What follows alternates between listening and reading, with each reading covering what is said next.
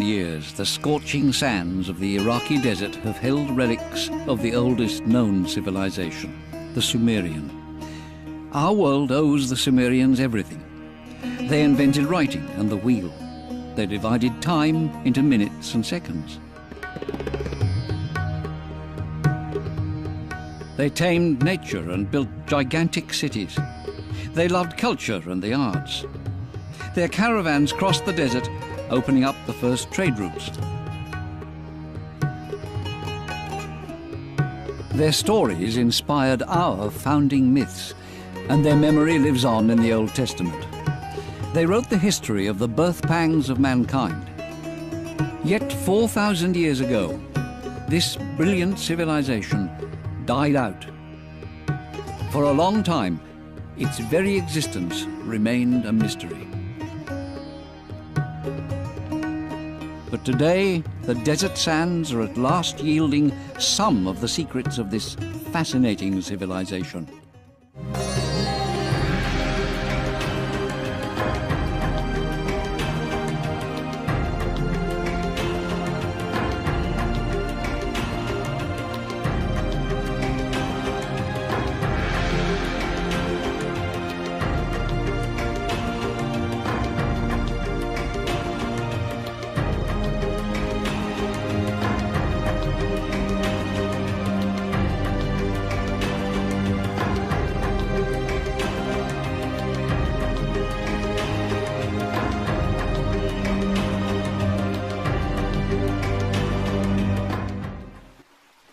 And a river went out of Eden to water the garden, and from thence it was parted, and became into 4 heads.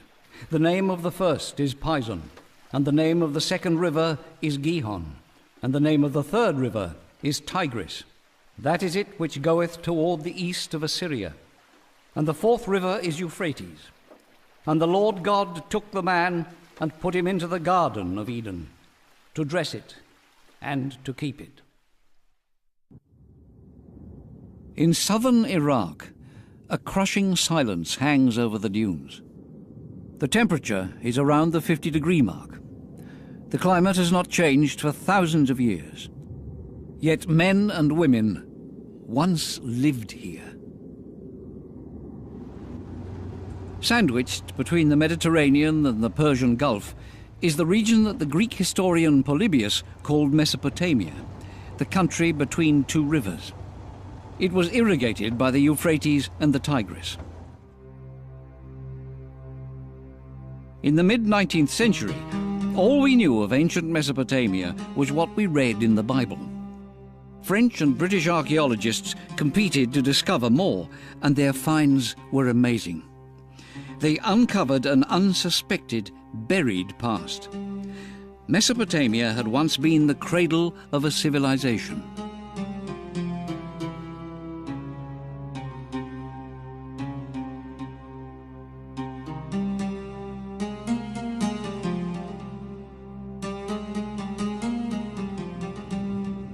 But what was so special about these finds? And why did a civilization develop in that part of the world at all?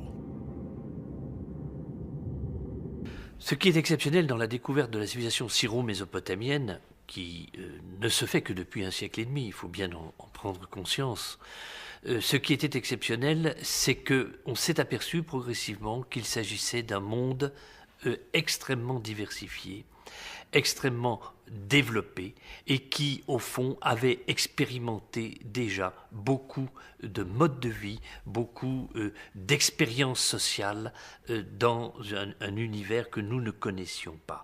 Nous avions l'impression que tout commençait avec la civilisation grecque et on s'est aperçu qu'il y avait eu quelque chose avant, et que cet avant avait eu une influence sur le devenir de la civilisation à l'époque classique. L'histoire de la civilisation syro-mésopotamienne correspond au domaine géographique syro-mésopotamien, c'est-à-dire le domaine qui est drainé par les 2 fleuves, le Tigre et l'Euphrate. Mais il y a autre chose, ce n'est pas simplement l'eau pour la vie, l'eau pour la culture, l'eau pour les hommes, c'est aussi l'eau pour le transport.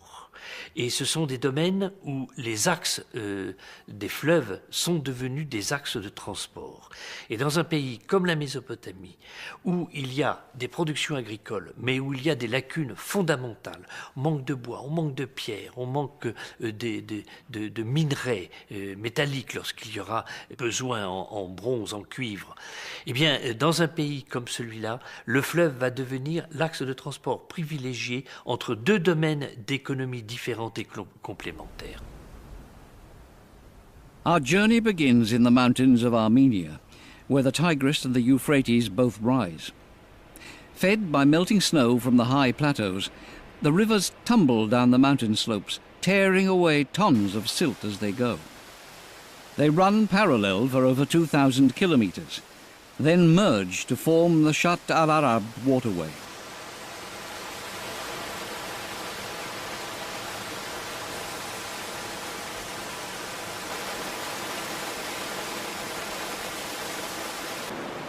The rivers are calmer in the wide desert plains to the south.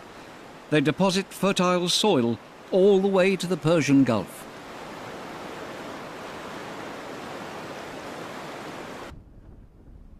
But the Tigris and the Euphrates could also be a terrible enemy. The spring floods would sweep away everything in their path.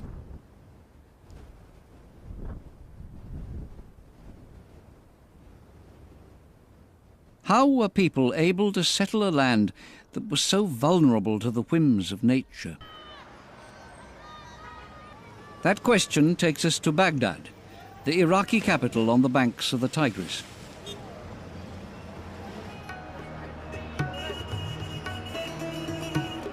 In the narrow streets of the old city, the visitor is steeped in the scents of the Orient.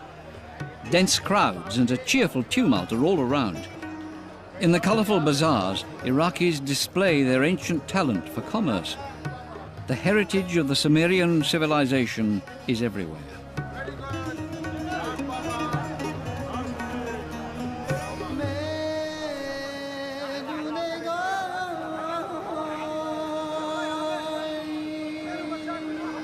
The markets have sold the same varieties of fruit and vegetables for thousands of years.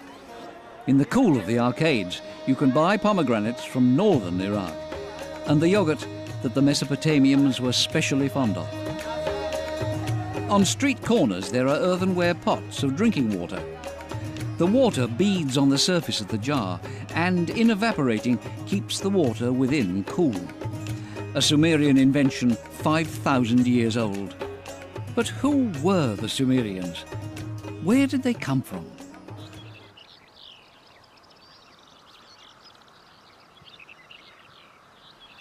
On the fertile plateaus of Anatolia, several thousand kilometers from Mesopotamia, archaeologists have solved one part of the Sumerian puzzle. They discovered what made it possible for the population to expand and found a civilization. It was einkorn wheat, which grows wild throughout eastern Turkey.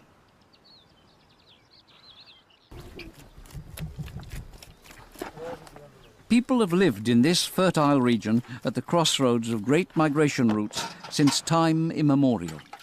Tribes of hunter-gatherers found everything here that they needed for their survival. The Kurds keep up the age-old traditions. Every day the women cook such ekmeği, a wheat pancake that forms the whole family's staple diet.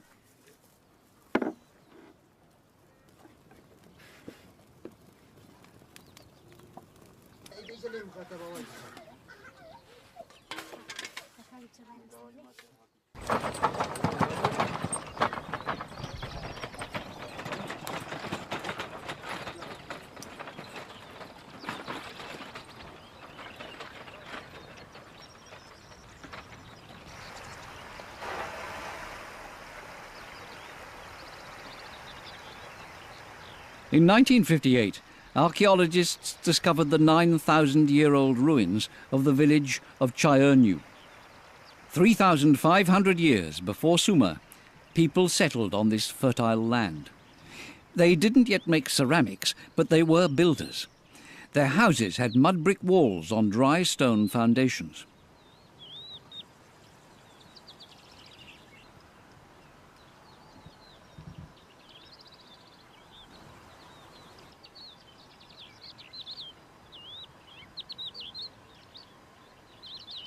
One day, the people of Chaionu made a discovery that would change the world. Lorsque se crée vers 15 000 avant Jésus-Christ, dans ces régions des collines, dans ces régions de l'Euphrate à son entrée en Syrie, lorsque se crée cette situation très particulière qui fait que les collines de ces régions se couvrent de cette graminée sauvage qui va permettre aux hommes de se sédentariser, c'est évidemment un élément extrêmement nouveau. Quand ils ont découvert que cette graminée produisait une graine qui pouvait être utilisée, qui avait surtout l'énorme avantage de se conserver, la conservation du produit alimentaire a joué un rôle essentiel parce que ça voulait dire que, au lieu d'être obligé de retrouver de la nourriture 3 jours après avoir abattu une bête, eh bien on pouvait se dire qu'on en avait pour plusieurs semaines ou plusieurs mois de réserve devant soi. Eh bien, à partir de ce moment-là, les conditions changent. Et l'homme, quand il se rend compte qu'il a ce produit, il va rester à côté de ce produit. Bien entendu, ce produit ne se récolte qu'à un moment très précis de l'année. Mais on ne peut pas le transporter. Une fois qu'on l'a récolté, il faut le garder c'est un stock. Il faut le protéger, ce stock. Il faut empêcher les autres de venir le prendre. Donc, la sédentarisation se fait à un moment donné dans cette région-là pour une raison très, très, très précise, c'est-à-dire la conservation d'un stock alimentaire que l'on peut récolter à un certain moment. Et là, bien entendu, l'esprit humain va jouer un rôle fondamental.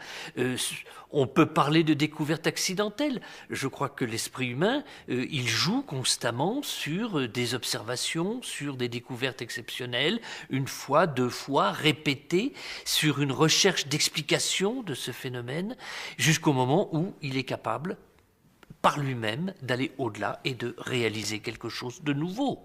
Et c'est comme ça qu'est née l'agriculture. As they set about mastering their environment, these first farmers were full of invention. They developed their tools, they bettered their daily lives, and they left behind a legacy of immense importance: writing.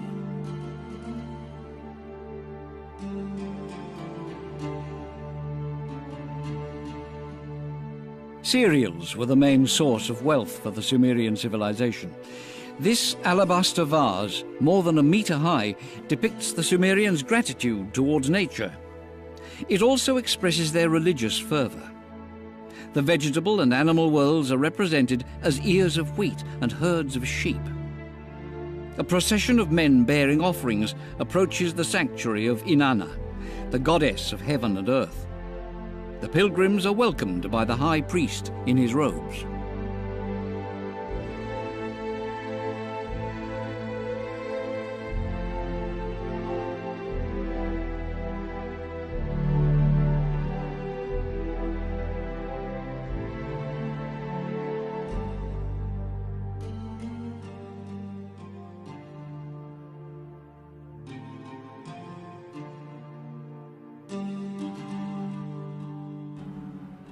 Thanks to these successes in agriculture, the population grew. The first groups began to colonize land along the rivers all the way to the great plain of Mesopotamia.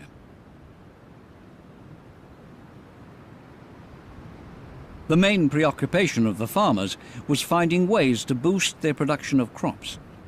This clay tablet shows a device for more economical sowing. The seeds are deposited via a funnel that ensures regular, even distribution in the furrows.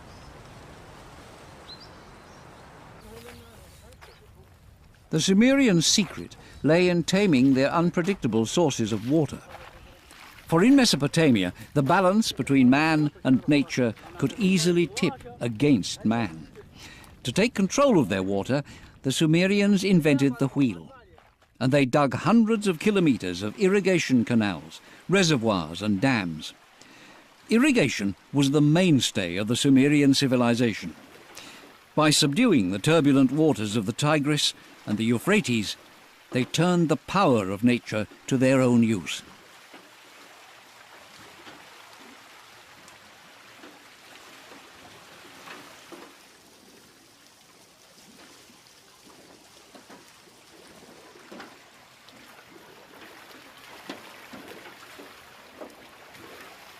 The farmers reaped the benefits with bountiful crops from hundreds of thousands of hectares of fertilized land.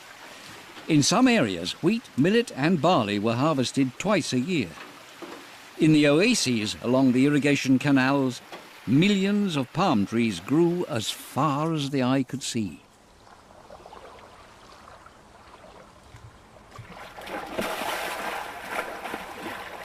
It's the same when the Tigris and the Euphrates merge to form a single body of water, the Shatt al-Arab waterway. On each side of the Shatt al-Arab, an agricultural province prospers thanks to the bountiful water from the two great rivers. Only barges can reach the heart of this maze of tall reeds. The Sumerians built fishing villages here. The people still live as their ancestors did. They still build reed huts, just like the ones seen in ancient bas-reliefs.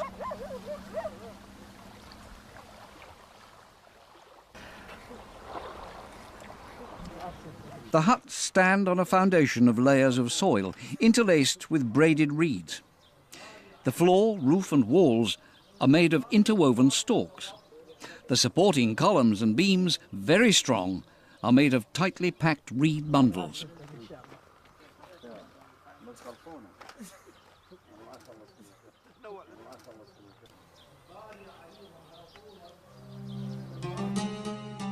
"5,000 years ago, 40,000 fishermen and farmers, an entire people, lived in the marshland around the port city of Ur. In their frail reed boats, they had made a huge area habitable, 1 meter at a time.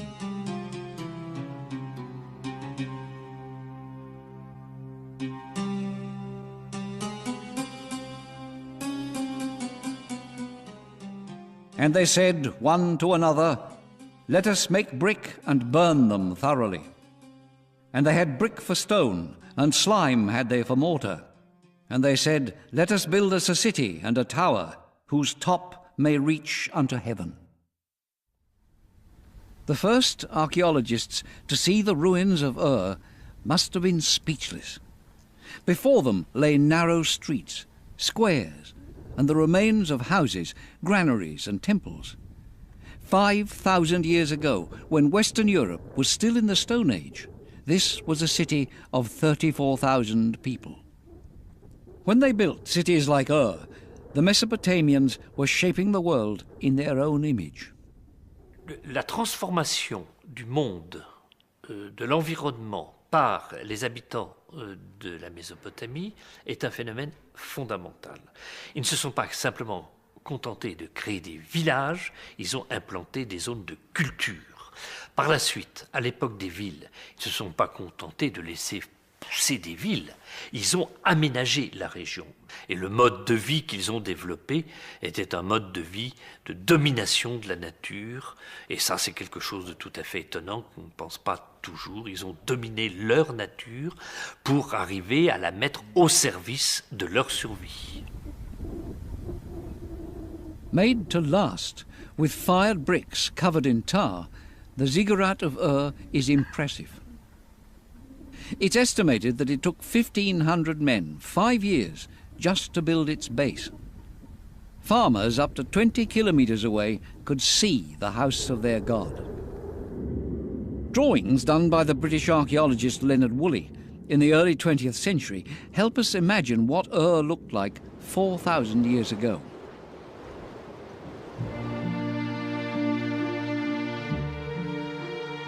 This immense city was surrounded by 4,000 hectares of cereal fields. Traders from the Persian Gulf sailed into its harbour and exported food to the Arabian Peninsula, several thousand kilometres away. The daily life of the city centred on the temple, where the people prayed and political and economic decisions were taken.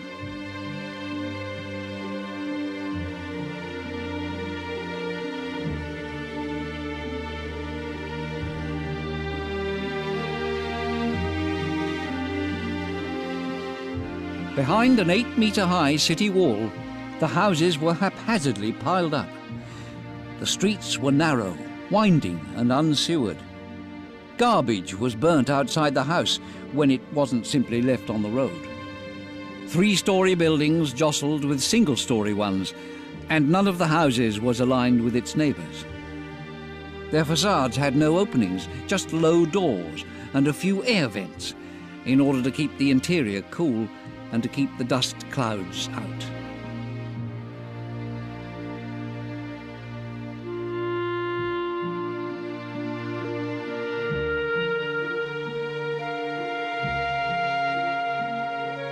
For a long time, little was known of life in Ur.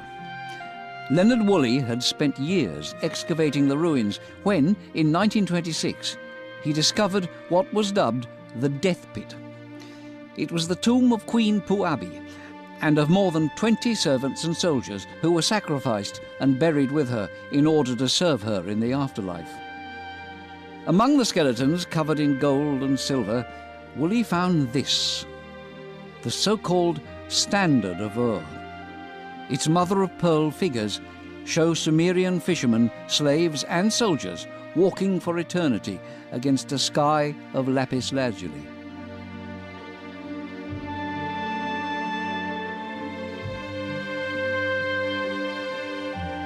Like stills from a movie, its amazingly detailed panels show war chariots crushing the enemy.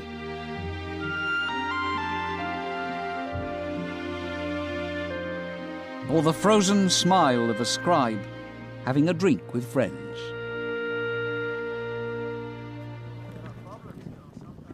In the arid desert that now surrounds the site, the traces of the past are still visible.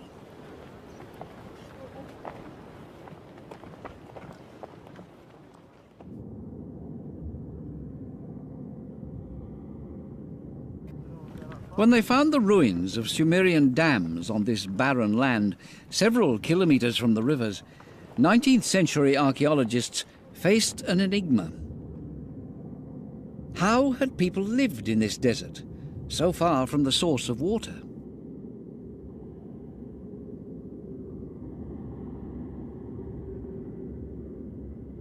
The desert city of Nippur, 250 kilometers south of Baghdad. The ruins of a temple rise above the dunes.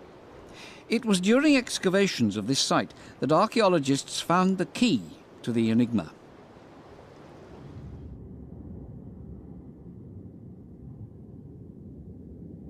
This clay tablet is a map of Nippur. It shows the exact locations of the temple and the city wall. The Euphrates ran to the west of the wall. It had been diverted to supply the city with water.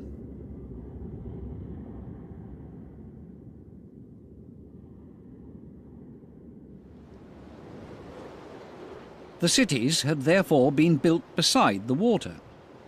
But changes in landform and the sheer force of the floodwaters changed the course of the rivers.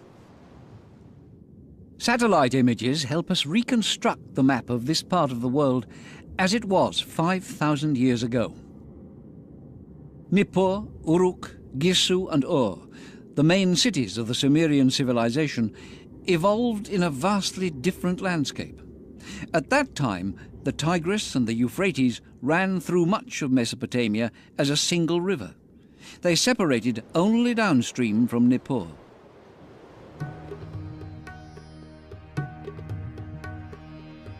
Sunrise over ancient Ur.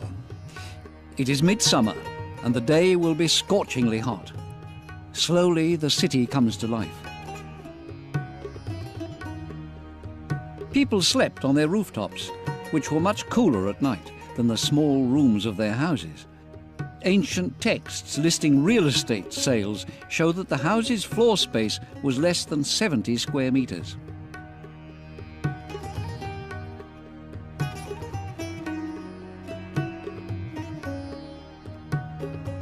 In the early morning, people come onto the streets.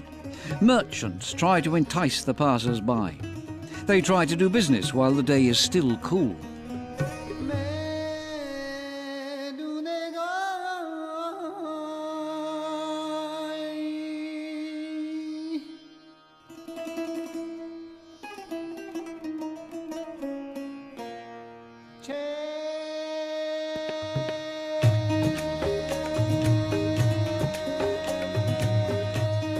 In the courtyards of some houses, men relax and drink beer through straws. Several ancient texts refer to the Sumerian temperament. The Sumerians' exposure to the hazards of nature made them conscious of the brevity and fragility of life.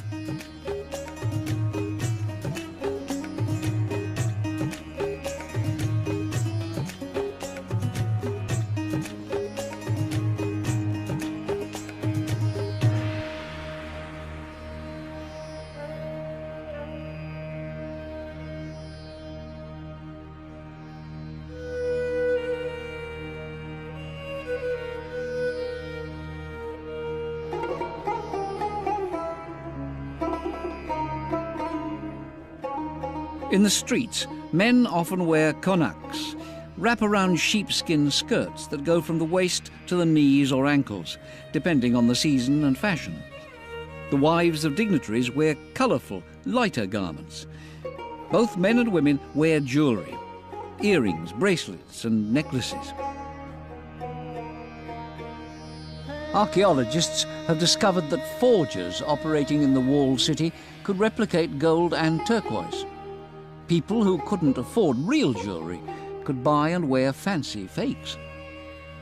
This neighbourhood was home to merchants, shopkeepers and traders.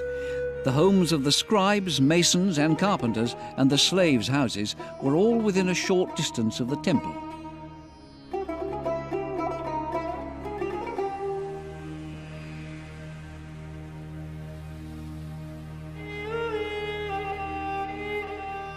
The treasures discovered in Ur are enormously important for archaeologists. They reveal Sumerian customs, and they demonstrate the quality of the craftsman's work. Sumerian goldsmiths had mastered the techniques of chiseling and soldering gold. The bull's head on this harp has eyes of lapis lazuli turned towards eternity. The harp itself is decorated with shells and precious stones.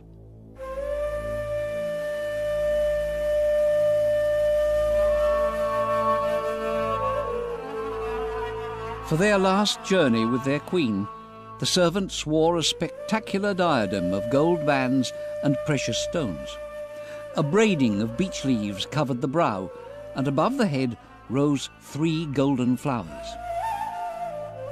The gold, used also in cups and ceremonial weapons, as well as the lapis lazuli and turquoise, all came from the east. The mother of pearl and the shells came from Bahrain.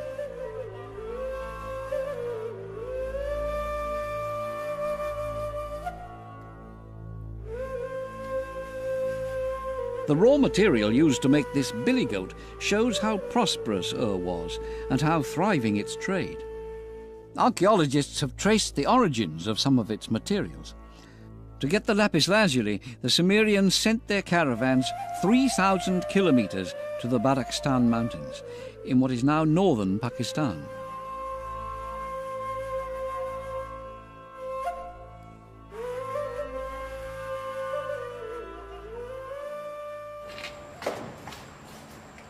Peshawar, the merchant city in northern Pakistan. This rough lapis lazuli has been shipped from Afghanistan. Splashing water on the stones brings out the intense blue that fascinated the Sumerians. Archaeologists have established that the lapis lazuli trade began with the Sumerian civilization, 3,500 years before Christ. 3,000 years before the Silk Road, the Sumerians had opened up the trade routes that crisscrossed the east.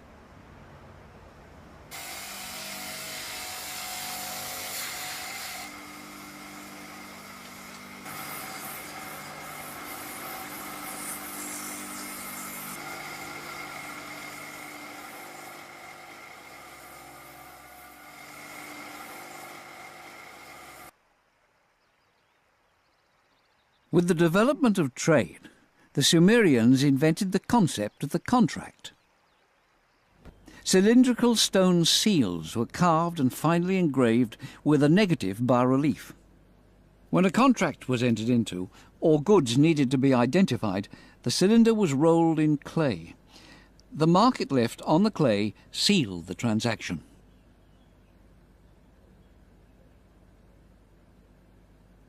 That was also how the Sumerians, who held contracts in great esteem, began to make laws.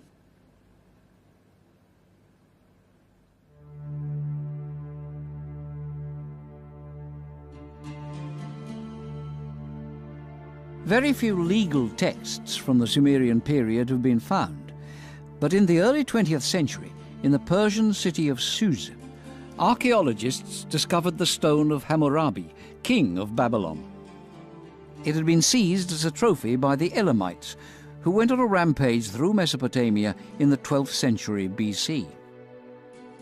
Hammurabi had the legal code that bears his name drawn up in 1694 BC.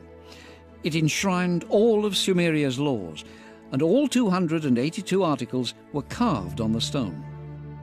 They mostly relate to aspects of everyday life, to commercial transactions, marriages, and inheritances. As a judge, the king ordered investigations, protected the people from abuse by officials, and oversaw great public works. The Code of Hammurabi proves that the Sumerians were precursors in many areas. On the back of the stone, Article 196 warns, "An eye for an eye," a principle repeated in the Law of Moses.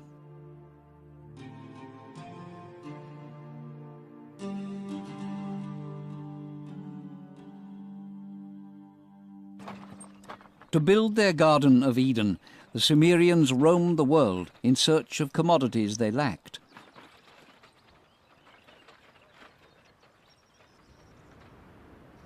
For example, there was no wood in the Mesopotamian desert.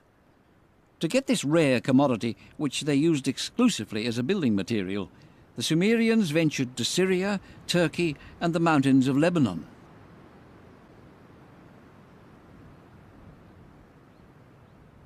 Today, cedar forests are few and far between. After the Sumerians, all the ancient civilizations used cedar, and gradually they cut down almost all the cedar trees.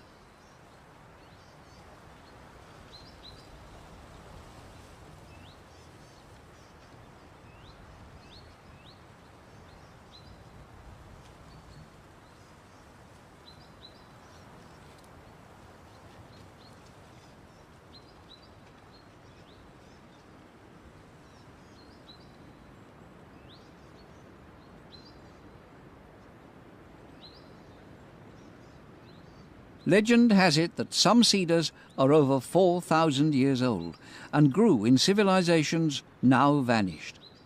They could testify to the efforts of the Sumerians.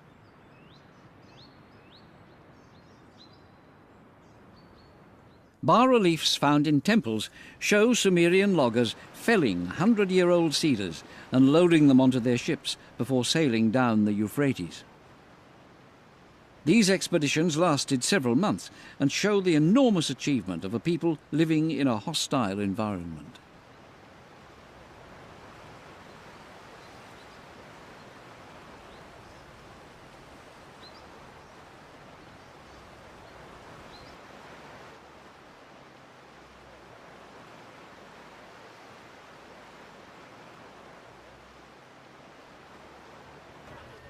Some discoveries made by the Sumerians 5,000 years ago are still used by Iraqis today.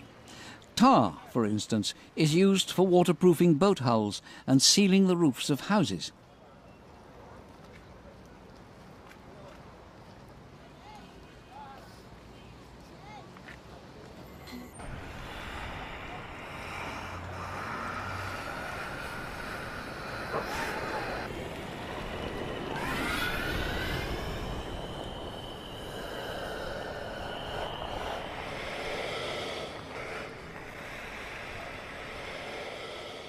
This is Hate, a small town on the banks of the Euphrates, 600 kilometers from the Sumerian cities. Tar and sulfur erupt from the earth here. Tar floats, and archaeologists believe the Sumerians could have collected tar from the riverbanks as it floated down the Euphrates.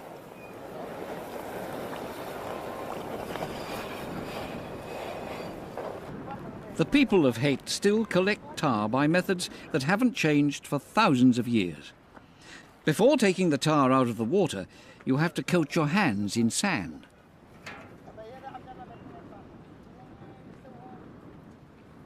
The Sumerians, too, used tar for waterproofing boats, but they mainly used it for sealing bricks and for waterproofing the foundations of public buildings.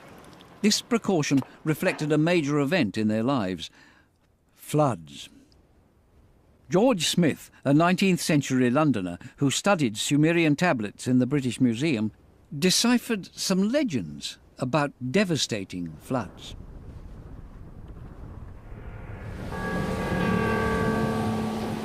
The wickedness of men so displeased Enlil, the supreme god, that he decided to swallow man up in a huge flood. Enki, protector of men, pleaded with him, but in vain. So Enki decided to preserve a remnant.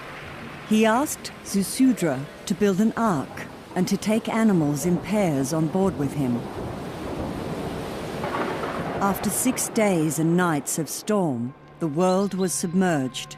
On the 7th day, the storm abated. Zusudra released a dove that, finding no resting place, returned to him. On the 8th day, he released a raven that never returned. Mankind was saved.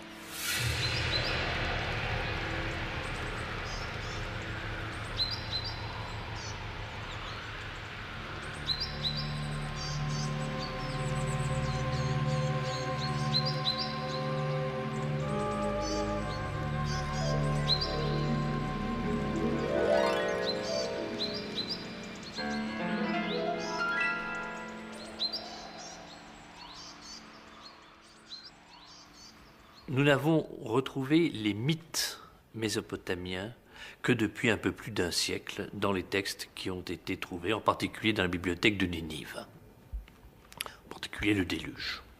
Mais en réalité, toute la civilisation occidentale, tout le christianisme occidental est imbibé du texte biblique. Et dans le texte biblique, il y a des mythes qui viennent directement du monde mésopotamien. Et toute l'histoire du christianisme occidental est dominée par ces mythes, compris ou pas compris, réinterprétés bien souvent, pas sentis peut-être dans la signification profonde que leur accordaient les habitants de la Mésopotamie. Mais ces mythes sont là et ils nous ont complètement imprégnés.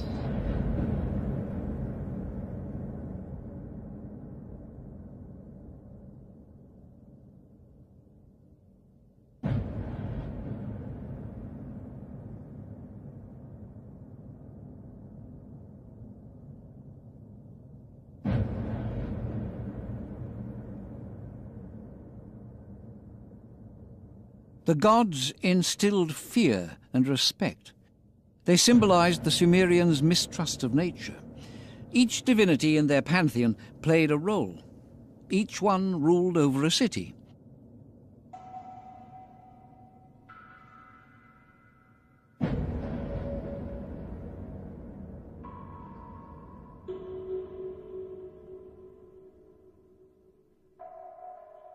Enlil, god of wind, ruled over air and earth in the city of Nippur. Enki, god of water and the world, was worshipped in Eridu. Udu, god of justice and truth, was worshipped in Lhasa. Inanna, known to the Babylonians as the fertility goddess Ishtar, was worshipped in Uruk. She inspired both love and war. To the Greeks, she was Aphrodite, and to the Romans, Venus. The smooth curves of this alabaster statue reflect the skill of the Sumerian artists. Their art and their religious devotion are highlighted by the statue's finish and their expressive faces.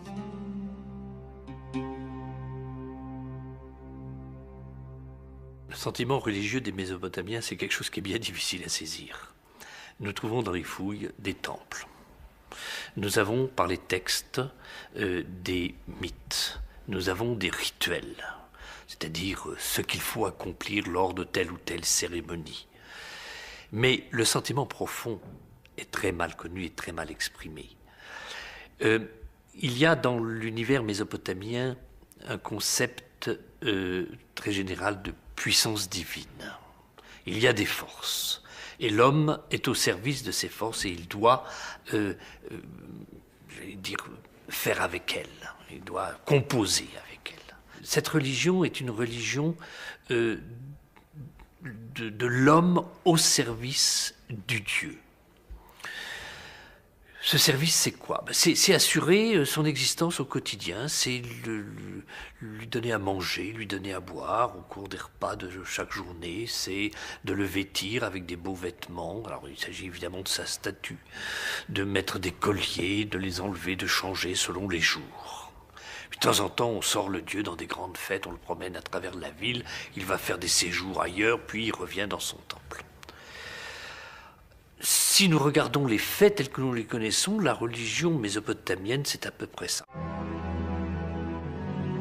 Prayer was part of daily life for the Sumerians. The upkeep and ceremonies of the temple required a large body of priests and other staff, and every day the faithful brought their offerings. The archives of the city of Uruk describe the daily meal of its four main gods as follows: 250 loaves of bread, 1,000 tarts, 50 sheep, 8 lambs, 2 oxen, and 1 calf. Celestial food that was offered to the gods and later fed the temple's 1,200 priests and staff. The scribes recorded the hopes of the Sumerians. In exchange for their devotion, their virtue, and their respect for the established order, the Sumerians hoped for eternal life in the next world. The never-ending struggle to tame nature made them conscious of the fragility of life and inspired their most beautiful myths.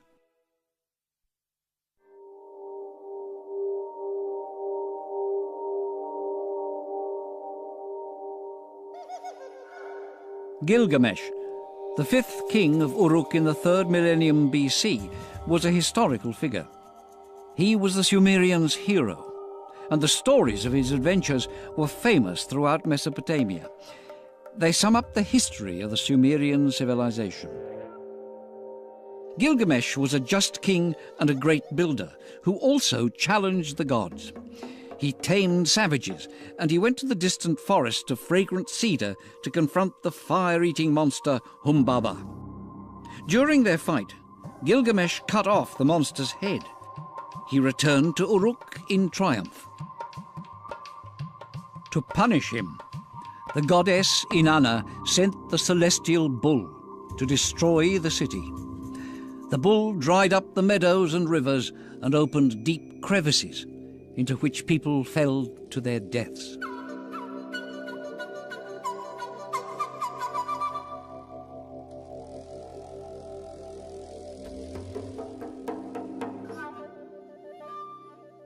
So the Lord scattered them abroad from thence upon the face of all the earth, and they left off building the city.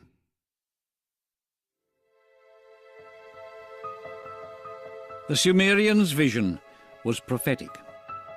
After ruling Mesopotamia for 3,000 years, their civilization, attacked from all sides, collapsed. The pomp of their cities was over, and so was their influence. The irrigation canals gradually dried up. The walls of the houses collapsed. The temples themselves collapsed under the combined assault of the sun, the rain, and the wind. The clay of the bricks turned to dust, leaving only a shapeless mass above the dunes, the last vestiges of a civilization's grandeur.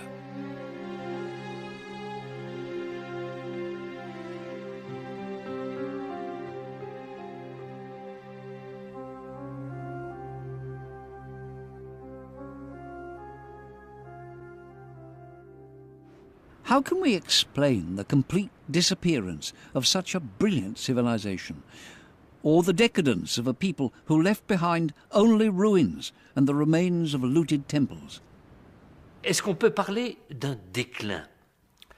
Dans une certaine mesure, oui, mais peut-être plutôt d'une sclérose.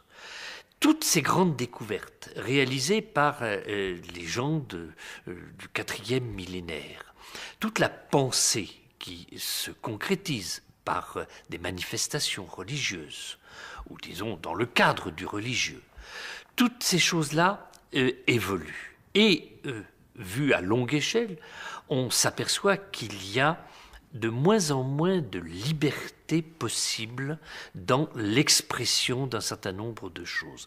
Par exemple, l'art mésopotamien est infiniment plus divers, plus florissant au 3e millénaire qu'au 1er millénaire. Qu'est-ce qui se passe vers 1200 ? Vers 1200, c'est la découverte du fer. Le fer est un atout, le fer est quelque chose de plus efficace que le cuivre, et par certains côtés plus facile à travailler, même s'il faut une température plus forte, à des applications encore plus nombreuses. Donc c'est une amélioration. Mais l'environnement de la Mésopotamie n'est pas riche en fer. Et le problème des sources va se poser parce qu'il faut aller beaucoup plus loin. Et par conséquent, les régions qui ont du minerai de fer vont jouer un rôle beaucoup plus fort que la Mésopotamie. For almost a century, in the tablets archived in the temples, scribes patiently recorded the decline of crop yields. From 2350 BC, wheat production fell by 40%. Only barley production remained stable. How could a people who had developed such advanced techniques be powerless to keep their resources from dwindling? For decades, archaeologists pored over texts for an answer, but the answer lay in the field.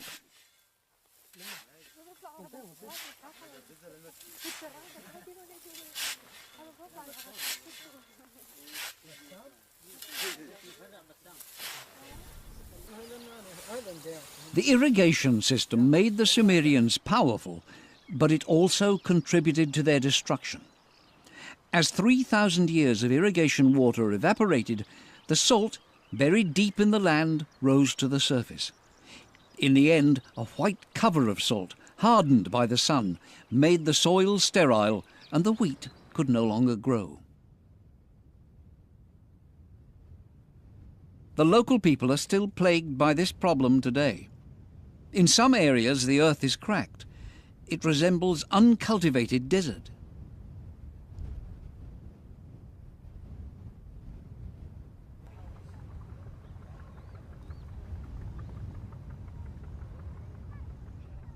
This is what the great fields around the cities looked like.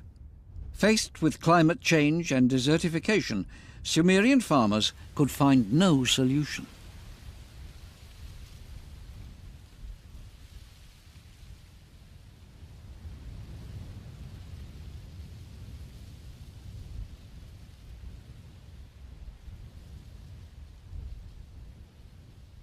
But can one speak of the decline of a civilization? Parler d'un déclin n'est pas correct. C'est une puissance qui s'est développée et une civilisation qui est arrivée au fond à son terme en donnant des produits superbes. Et alors ces produits, cette pensée, elle ne va pas périr. C'est une pensée qui va être transmise. Les Grecs, les Perses, qui sont eux-mêmes des gens très cultivés, comme les gens de la Mésopotamie de l'époque, enfin certaines catégories, certaines élites, vont transmettre leur science, transmettre leur savoir. Et ceci va se faire en particulier par l'Anatolie, en direction du monde grec. Et par le monde grec, ça va se retrouver dans la Méditerranée. Et tout le bassin méditerranéen va hériter de cette civilisation mésopotamienne, mais sans pouvoir faire une référence absolue aux formes mêmes de cette civilisation mésopotamienne. The weakened Sumerian cities were unable to face the economic competition from the large cities to the north of Mesopotamia. Other civilizations, inspired by the Sumerian example, planted their standards on the conquered land. By 2004 BC, Sumer was finished. The Assyrians dominated Mesopotamia. The Epic of Babylon could now begin. Beneath the pitiless sun, the Sumerians' wealth returned to the dust.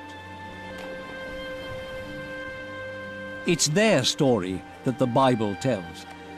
Like the builders of the Tower of Babel, the men and women of Sumer were scattered upon the face of all the earth.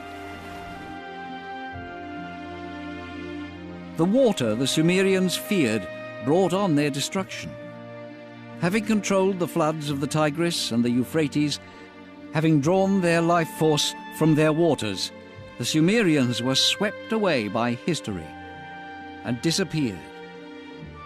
They left mankind the legacy of their wealth, traces of their creative genius, and a sense of the extraordinary fragility of civilizations.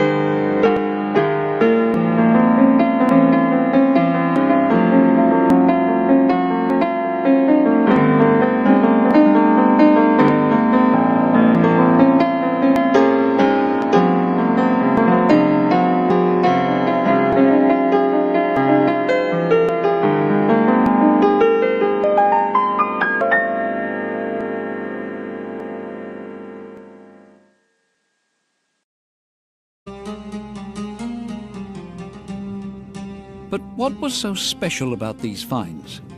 And why did a civilization develop in that part of the world at all? Ce qui est exceptionnel dans la découverte de la civilisation syro-mésopotamienne, qui ne se fait que depuis un siècle et demi, il faut bien en prendre conscience, ce qui était exceptionnel, c'est qu'on s'est aperçu progressivement qu'il s'agissait d'un monde extrêmement diversifié, extrêmement développé et qui, au fond, avait expérimenté déjà beaucoup de modes de vie, beaucoup d'expériences sociales dans un univers que nous ne connaissions pas. Nous avions l'impression que tout commençait avec la civilisation grecque et on s'est aperçu qu'il y avait eu quelque chose avant et que cet avant avait eu une influence sur le devenir de la civilisation à l'époque classique. L'histoire de la civilisation syro-mésopotamienne correspond au domaine géographique syro-mésopotamien, c'est-à-dire le domaine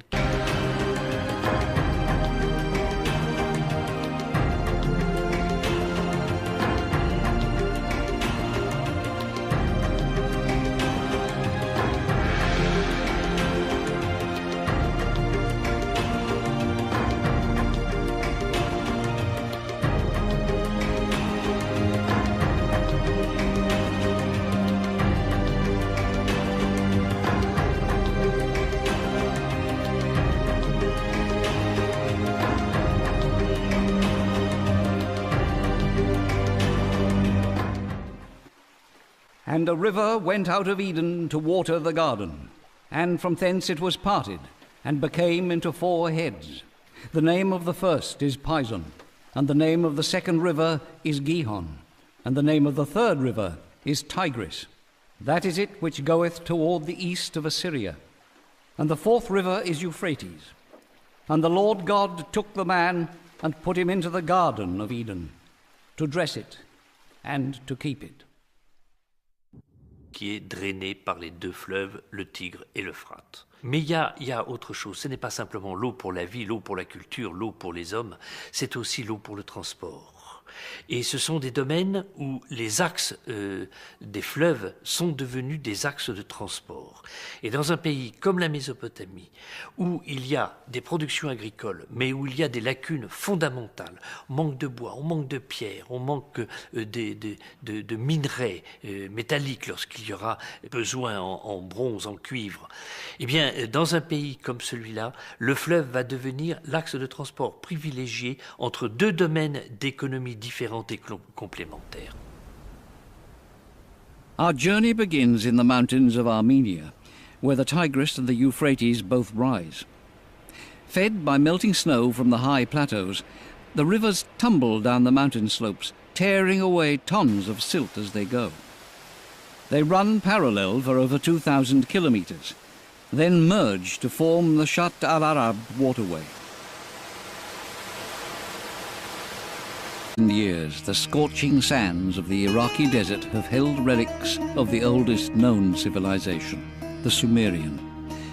Our world owes the Sumerians everything. They invented writing and the wheel. They divided time into minutes and seconds. They tamed nature and built gigantic cities. They loved culture and the arts. Their caravans crossed the desert, opening up the first trade routes. Their stories inspired our founding myths, and their memory lives on in the Old Testament.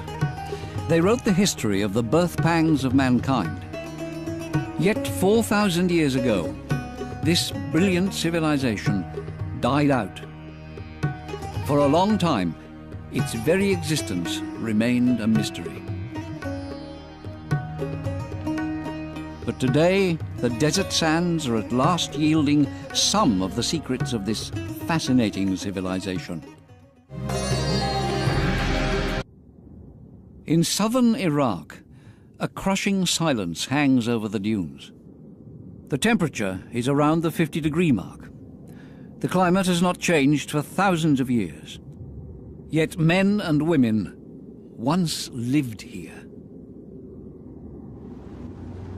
Sandwiched between the Mediterranean and the Persian Gulf is the region that the Greek historian Polybius called Mesopotamia, the country between two rivers.